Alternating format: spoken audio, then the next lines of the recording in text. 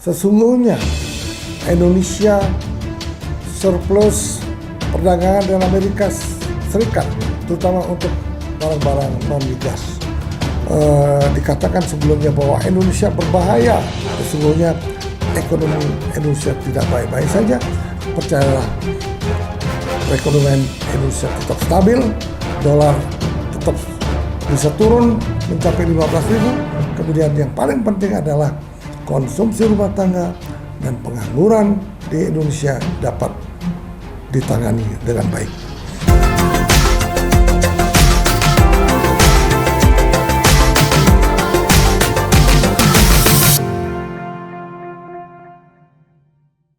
Selamat siang, kembali lagi bersama Mr. Puisi Live. Mr. Puisi Live tidak segan-segan rasanya ingin membicarakan masalah perekonomian Indonesia. Kenapa ini sangat penting? Karena perekonomian global dengan adanya tarif impor ke Amerika Serikat membuat Indonesia sangat was-was. Tentunya bukan Indonesia saja yang was-was.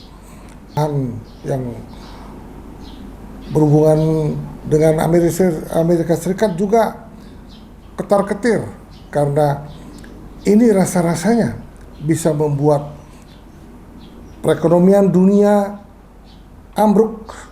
Bukan saja dunia, Amerika pun bisa ambruk apabila dia betul-betul menerapkan pajak importnya untuk ke dunia ini. Dia pun bisa ambruk. Apalagi negara-negara berkembang seperti Indonesia. Tentunya tidak kalah gesitnya bahwa pemerintah Indonesia bukan ingin berperang dengan Amerika, tetapi dengan sangat bijak pemerintah Indonesia mengirimkan timnya ke Amerika untuk melakukan negosiasi yang baik. Tentunya hal ini penting dilakukan karena apa?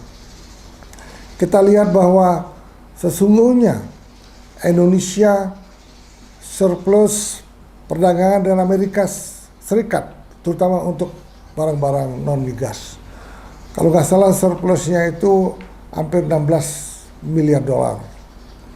Itu yang barang-barang non-migas. Tetapi secara keseluruhan Indonesia dengan dunia juga masih surplus waktu itu pada tahun 2024 31 miliar dolar. Nah, bagaimana dengan pengenaan tarif yang telah diberlakukan oleh Presiden Amerika Donald Trump pada 9 April yang sangat membahayakan kondisi perekonomian Indonesia. Di samping itu perekonomian Indonesia saat ini masih terus melemah, dolar terus meningkat. Nah, bagaimana kalau kita melihat bahwa sesungguhnya apa sih yang akan terjadi apabila ini betul-betul diterapkan? Apabila negosiasi tim Indonesia dengan Amerika tidak membawakan hasil yang baik. Nah, tentunya hal ini tidak mudah akan mendapatkan hasil yang baik, karena apabila Indonesia diberikan tarif diskon lagi di bawah 32%, maka dunia lain pun akan meminta tarif yang lebih rendah. Kita lihat Indonesia sendiri dikenakan mulai 9 April ini 32% untuk pajak ekspornya menuju Amerika. Nah, tetapi sesungguhnya kenaikan pajak impor ke Amerika ini sesungguhnya tidak dikarenakan oleh Indonesia itu masuk anggota perekonomian di BRIC, di mana BRIC itu terdiri dari Rusia, China, India, Brasilia, dan Afrika Selatan. Itu sungguh dikatakan sebelumnya bahwa Indonesia berbahaya, akan terjadi perang dagang dengan Amerika apabila Indonesia masuk BRIC. Ternyata bukan karena Indonesia masuk BRIC lah dikenakan tarif oleh Amerika untuk impor itu sebesar 32%. Nah, kalau kita lihat Vietnam, Thailand Belum masuk BRIC, malah justru dia dikenakan pajak impor apabila mengekspor barang-barangnya ke Amerika Serikat. Sungguh luar biasa. Hal ini akan bisa mengurangi pertumbuhan di Vietnam yang selama ini pertumbuhannya 7%. Yakinlah dengan ekspor ke Amerika, Vietnam itu cukup besar, sehingga yakin pertumbuhan ekonomi di Vietnam itu akan menurun di bawah 7%. Nah, kenapa hal ini sangat penting? Karena kita lihat bahwa Amerika adalah negara yang sangat besar, di mana penduduknya hampir mayoritas golongan menengah ke atas. Itu penduduknya sudah hampir mencapai 400 juta. Indonesia sendiri masih di bawah Amerika Serikat populasi penduduk di dunia ini. Nah, untuk itulah mari kita merenung dan menganggap bahwa kejadian ini janganlah dianggap masalah yang negatif. Walaupun perekonomian Indonesia selama ini udah mulai menurun dan menurun, dolar meningkat dan terus akan meningkat. Nah, inilah perlu diantisipasi oleh Bapak Prabowo Subianto sehingga perekonomian Indonesia tidak terpuruk seperti tahun 98. Para adik-adik sekalian, teman-teman dan para milenial terutama para mahasiswa, marilah kita simak bahwa keadaan ekonomi sesungguhnya tidak baik-baik saja. Sesungguhnya hal ini sudah dulu pernah diramalkan oleh para ekonom kita 2 tahun yang lalu. Sesungguhnya ekonomi Indonesia tidak baik-baik saja dan tidak pernah melebihi 5% perekonomian selama 10 tahun. Nah, itu menandakan bahwa sesungguhnya walaupun pembangunan infrastruktur di Indonesia saat 10 tahun dengan Bapak Jokowi sangat masif, tentu, tapi kenapa perekonomian itu tidak melebihi 5,5% pada waktu Pak Jokowi memimpin negeri ini 10 tahun. Nah, itu dikarenakan karena apa? Sudah diprediksi bahwa investasi Indonesia tidak begitu banyak, kemudian pembangunan infrastruktur menggunakan fiskal, dan dipaksakan untuk seluruh BUMN untuk membangun infrastruktur di negeri ini. Nah, ini menyebabkan bahwa perekonomian Indonesia jalan di tempat. Nah, ini yang kita harus perhatikan. Sesungguhnya Indonesia itu tidak ada pembangunan pun pertumbuhannya pasti akan 5%. Karena apa? Karena kebutuhan rumah tangga, konsumsi rumah tangga Indonesia yang biasanya 56%, selama ini memang pertumbuhannya 5%. Tetapi pada saat ini menurun, konsumsi rumah tangga itu menjadi 52%. Tetap juga perekonomian itu 5%. Kenapa? Karena Indonesia mampu menjaga inflasi yang begitu rendah. Inflasi 2-3% itu begitu rendah. Inilah menguntungkan perekonomian Indonesia. Sesungguhnya yang penting bahwa dijaga adalah bagaimana caranya konsumsi rumah tangga di Indonesia ini tetap berjalan dengan baik. Kemudian investasi janganlah menurun begitu drastis. Selama ini kita lihat investasi di Indonesia menurun, yang tadinya kurang lebih 32,3%, sekarang turun menjadi 29%. Hal ini menyebabkan bahwa Indonesia perlu menjaga kredibilitasnya, menjaga perkembangan politik Indonesia yang tetap kondusif sehingga asing itu akan mampu investasi ke Indonesia dengan aman dan tertib.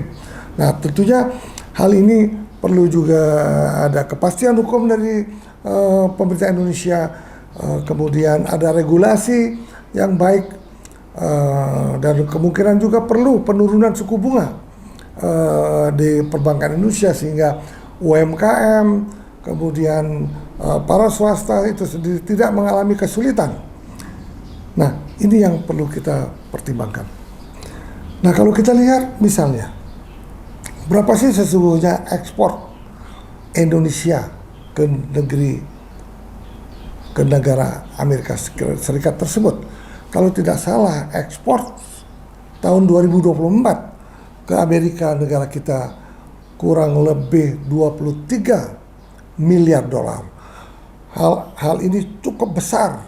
Apabila nanti penerapan ekspor itu dikenakan 32%, ini akan menyebabkan malapetaka bagi devisa negeri yang kita cintai ini.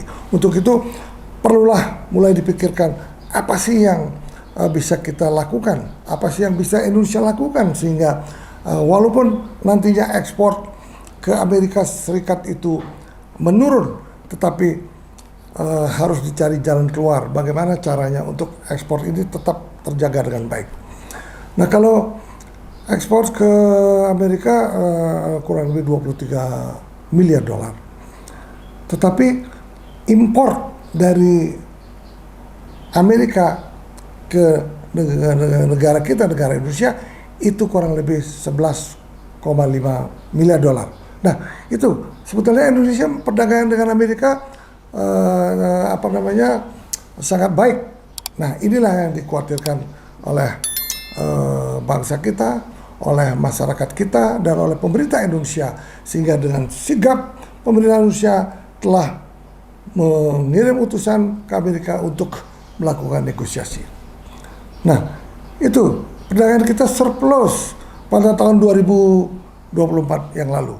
Tetapi apakah nanti masih bisa surplus? Nah, makanya kita antisipasi bahwa impor dari Indonesia dari Amerika itu kurang lebih 11,5 miliar dolar. Apa saja sih yang diimpor? Nah, tentunya kita harus teliti. Dan kebanyakan juga bahan makanan pokok yang kita impor dari Amerika, misalnya kedelai. Nah, nantinya bagaimana kita apabila kita menerapkan pajak impor kedelai untuk Amerika? Kalau ini yang kita terapkan, maka Indonesia harus mempersiapkan pertumbuhan pertanian, khususnya di bidang kedelai itu harus dilakukan intensifikasi sehingga produksi kedelai di dalam negeri cukup, sehingga tidak lagi harus mengimpor dari Amerika. Ataupun kalau kita mengimpor, kita kenakan juga tarif yang memadai sehingga pemasukan devisa negara kita yang kita cintai ini dapat berjalan dengan baik. Nah, bagaimana dengan China? Dengan China sendiri, kita sesungguhnya masih surplus. Apabila kita lihat berapa sih ekspor kita ke negara ke China. Nah, ekspor ke China ini sangat meningkat karena ada ekspor barang-barang tambang kita. Nikel itu sangat banyak ekspornya, batu bara juga banyak ekspornya ke China. Sehingga ekspor negara kita ke China kurang lebih 70 miliar US dollar. Nah, impornya berapa? Impornya lebih kecil dari 70 miliar US dollar, yaitu kurang lebih 62 miliar US dollar. Nah, tetapi walaupun kecil, tetapi impact daripada import yang begitu besar 62 miliar dolar dari China itu membunuh industri lokal kita seperti industri pakaian, tekstil, sehingga banyak pabrik tekstil juga bangkrut di Indonesia, banyak elektronik, segala macam bahan bangunan dan lain-lain, banyak sekali yang membuat perekonomian Indonesia terpuruk. Kemudian karena apa? Karena China itu bisa mampu memberikan harga yang sangat murah. Tapi satu-satu jalan bagaimana untuk mengurangi impor yang begitu banyak sehingga tidak menyebabkan perindustrian kita bangkrut. Kita juga harus berani juga mengenakan tarif untuk Cina ini sehingga impor ke Indonesia tidak terlalu meningkat setiap tahunnya. Nah, paling tidak harus bisa impor dari Cina yang di bawah 60% misalnya 40%. Nah, itu cukup baik. Makanya kita tingkatkan ekspor sebanyak-banyaknya ke negeri Cina itu sehingga perdagangan Cina dengan Indonesia tetap berjalan dengan utuh. Nah, itu yang banyak dibicarakan. Tetapi yang masalahnya sekarang perang dagang dengan Amerika apakah akan terjadi sangat dahsyat. Tentunya kita juga harus berpikir secara jernih bagaimana melaksanakan pekerjaan rumah yang sangat berat ini oleh Bapak Prabowo Subianto. Bagaimana caranya? Ya, maka perlu ada pertumbuhan, perlu ada investasi dari luar masuk ke Indonesia. Nah, kemudian masih akan banyak dampaknya dengan pengenaan pajak ekspornya ke Amerika itu 32%. Dampak yang paling berat sekali adalah masalah-masalah pabrik sepatu kita, kemudian pabrik elektronik kita, dan yang paling berat lagi adalah bahwa pabrik tekstil kita makin terpuruk. Nah itu, tapi bagaimana way-outnya? Bagaimana langkah-langkah yang harus dilakukan oleh pemerintah Indonesia? Tentunya yang paling penting seperti yang diinformasikan oleh pembicara pemerintah ini, yaitu meningkatkan, mempercepat hilirisasi melalui Danantara Indonesia. Kenapa demikian? Karena tanpa ada investasi industri hilirisasi di Indonesia ini, maksudnya investasi yang besar dari pemerintah melalui Danantara, maka semua keuntungan akan lari ke luar negeri. Jangan sampai investasi 100% dilakukan oleh luar negeri, oleh China, oleh Eropa, Amerika. Nah itu akan menyebabkan devisa Indonesia tidak akan banyak meningkat. Walaupun ekspornya sangat tinggi, ya kita hanya mendapat royalti, tidak mendapat margin keuntungan dari hilirisasi tersebut. Tetapi bapak-bapak, ibu-ibu, para hadirin sekalian, janganlah berkecil hati. 20 proyek industri yang telah dibangun sejak Bapak Jokowi memimpin negeri ini, pada tahun 2026-27 akan berproduksi semua.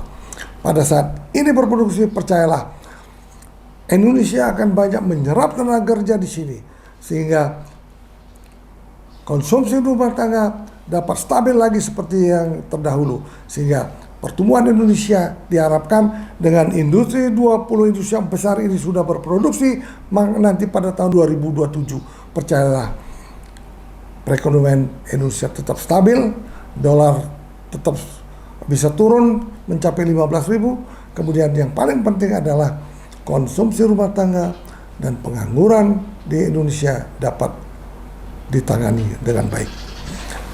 Para hadirin sekalian, bapak-bapak, ibu-ibu yang kami cintai, kira-kira kita harus berdoa. Yang penting bahwa kestabilan politik di negeri ini tetap terjaga. Pemberantasan korupsi betul-betul dilakukan oleh Bapak Prabowo tanpa pandang bulu.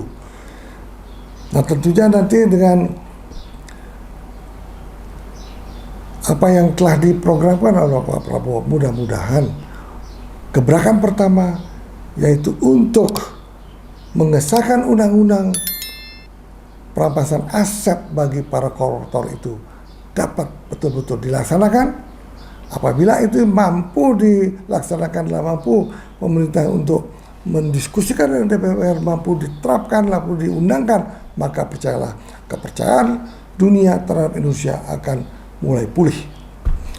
Para hadirin sekalian, kira-kira cukup segitu dulu omong-omong Mr. Puisi mengenai perekonomian, terutama masalah perekonomian yang sangat krusial, sangat banyak dibicarakan oleh rakyat Indonesia, terutama pengenaan tarif impor oleh Amerika Serikat. Begitu besar dampaknya untuk perkembangan dan pertumbuhan perekonomian di Indonesia.